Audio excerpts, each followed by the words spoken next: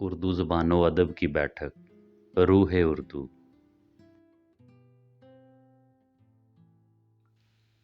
روح اردو میں نہم کلاس کے طلباء کا خیر مقدم ہے۔ آج موضوع گفتگو ہے الطاف حسین حالی کی کہی گئی نظم حمد۔ الطاف حسین حالی کہتے ہیں، قبضہ ہو دلوں پر کیا اور اس سے سوا تیرا، ایک بندہ نافرمان ہے حمد سرا تیرا۔ قبضہ اختیار کو کہا جاتا ہے، قابو کو کہا جاتا ہے، سوا علاوہ بندہ نافرمان اللہ کی نافرمانی کرنے والا بندہ، حمد سرا اللہ کی تعریف کرنے والا۔ مفہوم کے حوالے سے دیکھا جائے تو حالی کہتے ہیں کہ اللہ تعالیٰ کی ذات بابرکات کو دلوں پر اس قدر قدرت و اختیار ہے کہ میرے جیسا ایک نافرمان بندہ بھی اسی کی حمد سرائی کر رہا ہے، اسی کی تعریف کر رہا ہے۔ وضاحت طلب شعر میں الطاف حسین حالی نے بطور انسان اپنے غافل ہونے کا، گناہ گار ہونے کا اعتراف کیا ہے اور اللہ تعالیٰ کی عظمت اور قدرت کا بھرپور اظہار کیا ہے۔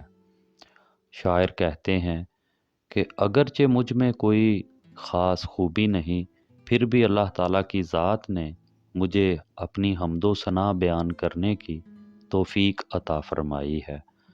یہ اس کی مہربانی اور اس کا لطف و کرم ہے جس نے میری نافرمانیوں کے باوجود بھی مجھ پر رحمت کی بارش کی ہے۔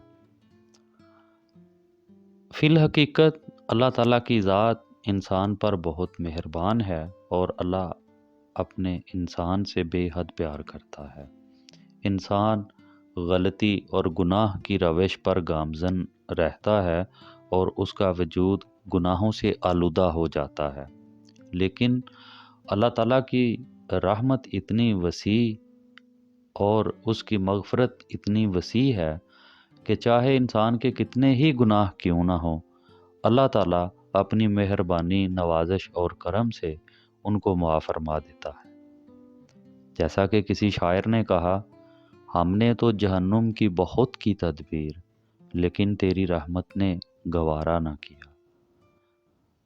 دراصل شاعر نے اپنے گناہ گار اور سیاہ کار ہونے کا اعتراف کیا ہے، کیونکہ گناہوں کے اعتراف پر اللہ تعالیٰ کو رحم آ جاتا ہے۔ اللہ کے حضور اس طرح عاجزی اور گناہوں کے اعتراف کے ساتھ عبادت کی جائے تو اللہ تعالیٰ کو ندامت کا یہ رویہ پسند آتا ہے اور اللہ تعالیٰ انسان کی بخشش فرما دیتا ہے۔ دوسرے شعر میں حالی کہتے ہیں، گو سب سے مقدم ہے حق تیرا ادا کرنا، بندے سے مگر ہوگا حق کیسے ادا تیرا۔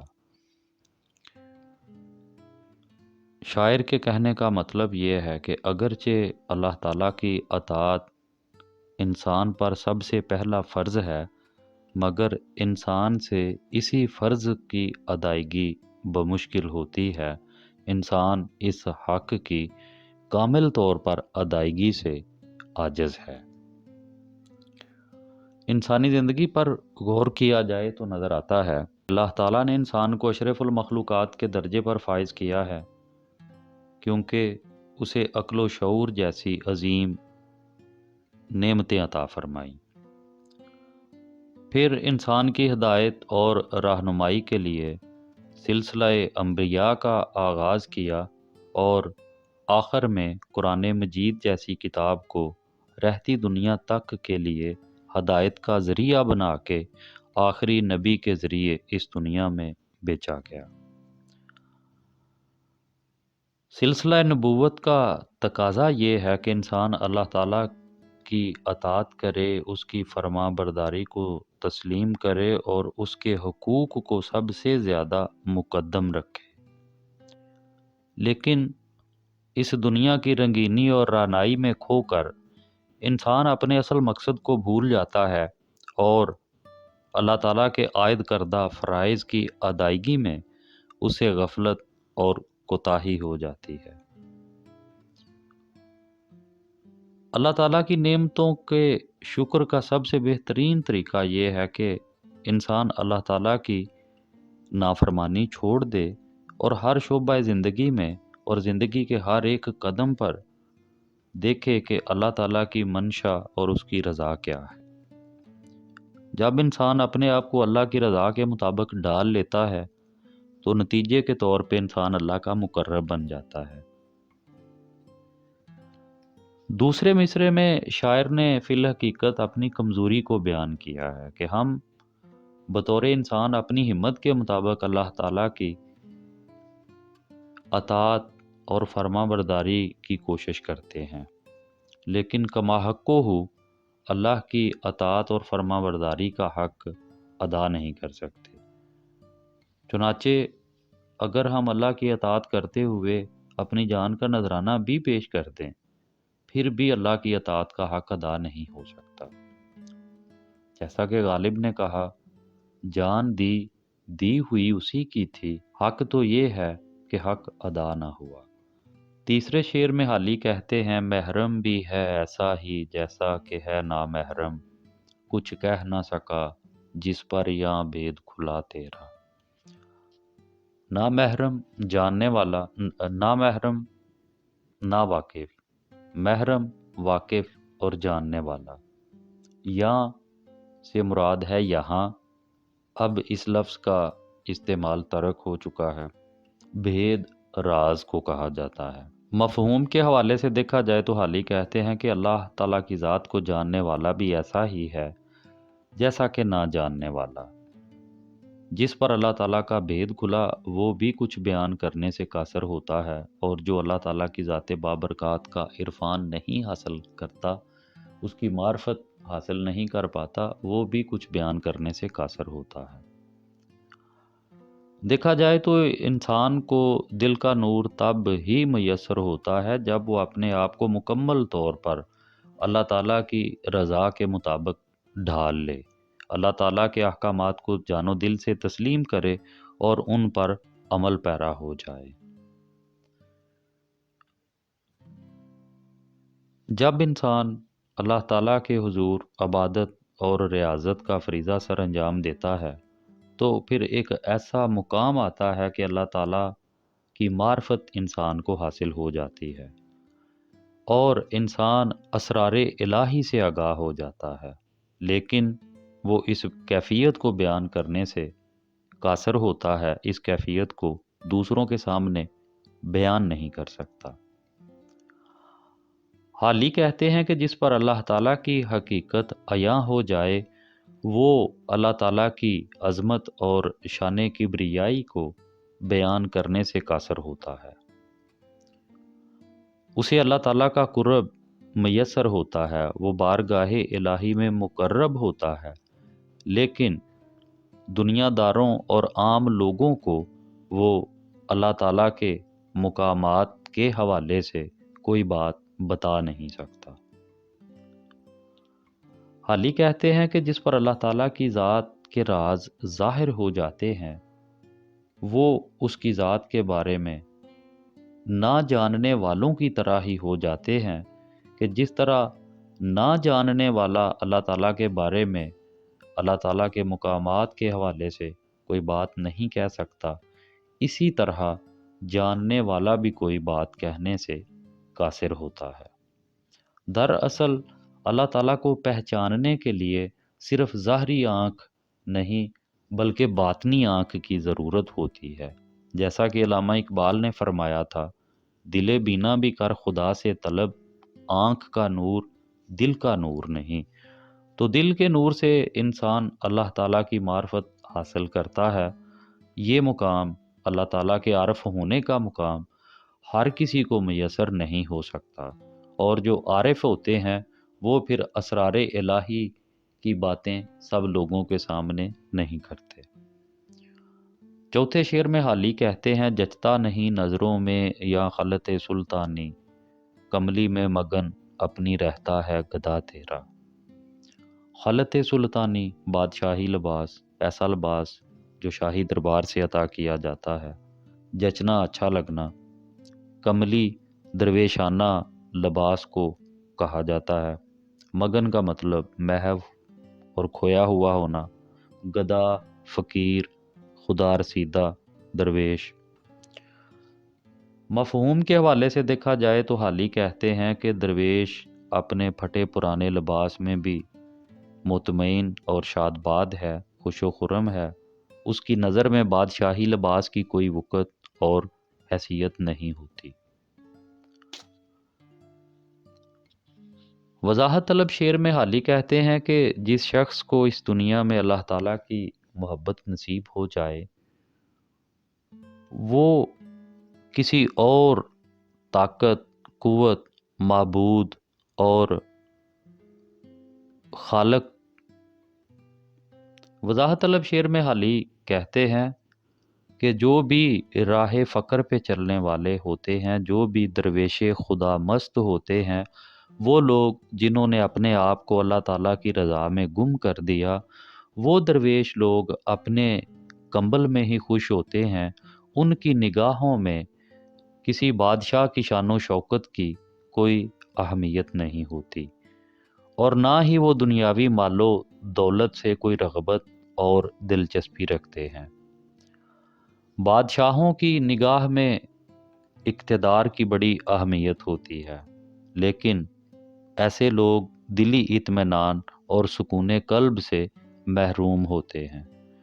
बादशाहत में 100 तरह के बखेड़े और कई तरह की उलझने और मसाइल होते हैं, जबकि दरवेश लोग जो हैं वो कनात, शुक्र, सब्र और तवक्कुल की दौलत से फैज़याब होने की वजह से बेफिक्री के साथ और इत्मीनान कल्ब के साथ ज़िंदगी बसर करते हैं। इंसान जब अपनी पहचान कर लेता है, अपने आप को पहचान लेता है, तो फिल हकीकत वो अपने रब को पहचान लेता है। उसको रब की मार्फत हासिल हो जाती है। वही मालिक कायनात के जो सारे जहां की हिफाजत और परवरिश करता है।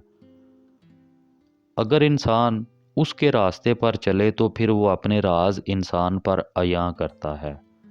जिस पर बारगाहे इलाही के राज अयां हो जाएं, ऐसे दरवेश खुदा मस्त पर दुनिया की किसी शय का, दुनिया की किसी दिलचस्पी का कोई असर नहीं होता, क्योंकि अल्लाह ताला ऐसे लोगों के दिलों को गनी कर देता है। उनके पास बज़ाहिर मालो दौलत कम ही क्यों ना हो, लेकिन उनका दौलत कनात की लेकिन उनका दिल कनात की दौलत से भरा होता है। ऐसे लोग दिल के सुकून से माला माल होते हैं। जैसा कि किसी शायर ने कहा, उनकी नज़र में शौकत जचती नहीं किसी की, आंखों में बस रहा है जिनकी जलाल तेरा। 5वें शेर में हाली कहते हैं, तू ही नज़र आता है हर शय पे मुहीत उनको, जो रंजो मुसीबत में करते हैं गिला तेरा। मुहीत छाया हुआ होना, शय चीज़ को कहते हैं, रंजो मुसीबत तकलीफ़ और दुख, गिला शिकायत। मफ़हूम के हवाले से देखा जाए तो हाली कहते हैं कि अल्लाह ताला जो लोग दुख और तकालीफ़ में परेशानी की हालत में तेरा शिकवा करते हैं, आखिरकार तू ही उन्हें इस जहां का खालको मालक और मुख्तार कुल नज़र आता है, उनको तेरा ही आसरा महसूस होता है। मिसरा अव्वल में अल्ताफ़ हुसैन हाली ने अल्लाह ताला की ज़ात बाबरकात की अज़मत और किब्रियाई का ज़िक्र किया है। शायर कहते हैं कि दुनिया की हर शय अल्लाह के कब्ज़ा कुदरत में है, पूरी कायनात उसकी एक अदना सी तख्लीक है, चाँद सितारे सूरज सब उसके हुक्म के ताबे हैं। और इंसानी ज़िंदगी में बाज़ औक़ात इंसान से ऐसे अफ़ाल और अमाल सरज़द हो जाते हैं कि जिनसे अल्लाह ताला ने मना किया होता है। इंसान दुनियावी मसाइल में गिर के घबरा कर गिरियाजारी और अश्कबारी शुरू कर देता है और अपनी किस्मत और अपने नसीब का गिला करना शुरू कर देता है।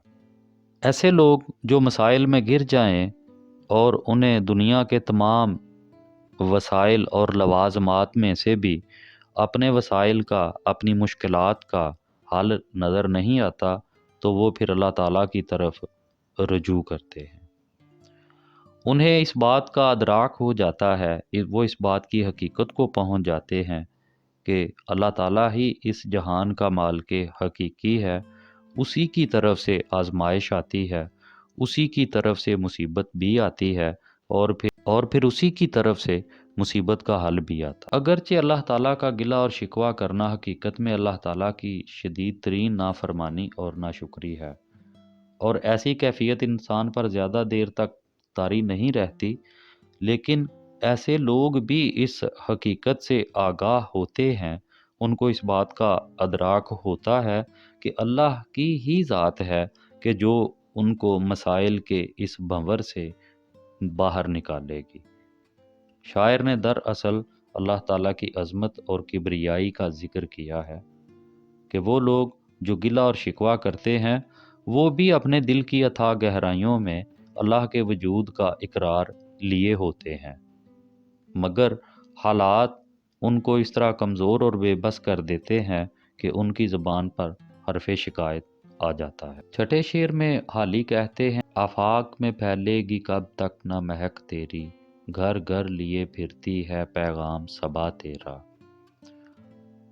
آفاق افق کی جمع، اور آفاق سے مراد یہ دنیا اور کائنات۔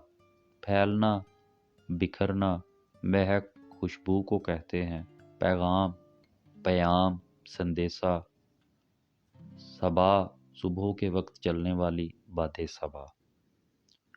مفہوم کے حوالے سے دیکھا جائے تو حالی کہتے ہیں کہ اے اللہ تعالیٰ، تیری ذات کی پہچان جہاں میں کب رک سکتی ہے، جب کہ صبح کی ٹھنڈی ہوا ہر جگہ، ہر کونے اور گوشے میں تیری ذات کی خبر پہنچا رہی ہے۔ وضاحت طلب شعر میں حالی کہتے ہیں کہ اللہ تعالیٰ کا پیام اس دنیا کے کونے کونے اور گوشے گوشے تک پہنچ کر رہے گا، کیونکہ اس کائنات میں موجود جتنے بھی مظاہر فطرت ہیں وہ سب اللہ تعالیٰ کی قدرت کاملہ اور قدرت تخلیقی ادنا سی نشانیاں ہیں۔ انہی میں سے باد صبا ہے جو ہر وقت جھونکوں کی صورت میں منڈلاتی ہوئی دنیا کے کونے کونے میں اپنے خالق مالک اور مختار کل کا پتہ بتا رہی ہے۔ شاعر کے مطابق جو صبح کے وقت نسیم سحر چلتی ہے تو اس سے ہر چیز معطر ہو جاتی ہے، اور یہ ہوا ہر گھر میں اللہ تعالیٰ کا پیام پہنچانے کا فریضہ سر انجام دیتی ہے۔ صبح کی یہ ٹھنڈی ہوا جہاں جہاں سے گزرتی ہے وہاں وہاں پر اللہ تعالیٰ کی توحید کا پرچار کرتی ہوئی گزرتی ہے کہ کوئی ایک ہستی ہے جس نے ان ہواؤں کو تخلیق بخشی اور موجودات دنیا کو وجود بخشا۔ جس طرح گلشن کی کلیاں پھول بنتی ہیں اور پورا چمن صبح کے وقت اللہ کی قدرت کا ایک دلکش نظارہ پیش کرتا ہے، اسی طرح صبح کے وقت چلنے والی ہوا اہل عقل کے لیے ایک نشانی ہے کہ وہی خالق کائنات ہے جس نے ان ہواؤں کو وجود بخشا۔ جیسا کہ امیر مینائی کا شعر ہے، رنگ تیرا چمن میں بو تیری، خوب دیکھا تو باغباں تو ہے۔ ساتویں شعر میں حالی کہتے ہیں کہ ہر بول تیرا دل سے ٹکرا کے گزرتا ہے، کچھ رنگے بیاں حالی ہے سب سے جدا تیرا۔ بول بات کو کہا جاتا ہے، رنگے بیاں بات کرنے کے انداز کو، بات کرنے کے طور طریقے کو کہا جاتا ہے، جدا، الگ، منفرد۔ مفہوم کے حوالے سے دیکھا جائے تو شاعر کہتے ہیں کہ اے حالی، تو جس انداز میں بھی بات کرے تیرا انداز بیاں سب سے جدا اور سب سے منفرد ہے اور لوگوں کے دلوں پر اثر کرتا ہے۔ حالی نے خود اپنی شاعری کے بارے میں کہا تھا کہ مال ہے نایاب پر گاہک ہیں اکثر بے خبر، شہر میں حالی نے کھولی ہے دکان سب سے الگ۔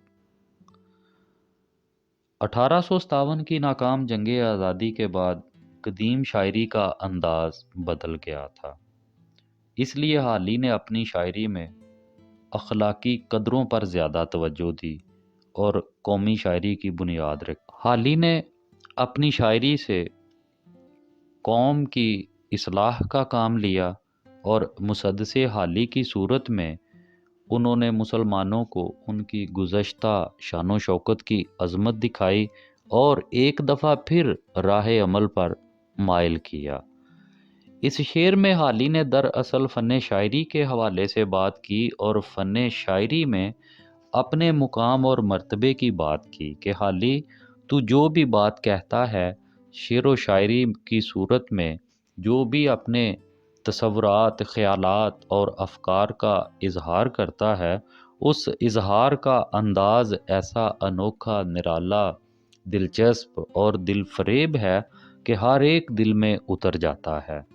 تیرے شاعری کے جو مصرے ہیں وہ ہر ایک کے دل سے ٹکرا کے اس طرح گزرتے ہیں کہ اس مصرے کا جو پیغام ہے وہ دل میں اتر جاتا ہے۔ تو جیسا کہ پہلے کہا گیا، حالی نے اپنی شاعری سے قوم کی تعمیر کا کام لیا، قوم پر راہ عمل کو واضح کیا اور قوم کو اس بات کا درس دیا کہ عملی زندگی میں ہمت، کوشش اور جدوجہد سے کام لیں۔ تو شاعری حالی کے نزدیک بھی اپنا پیغام پہنچانے کا ایک ذریعہ تھی، اس لیے اس شعر میں وہ دراصل اپنی شاعری کا ذکر کر رہے ہیں کہ حالی تیرا ہر بول جو ہے وہ بہت دلچسپ ہے، تیرا ہر بول بڑا دلچسپ ہے اور اپنے اندر ایک پیغام رکھتا ہے۔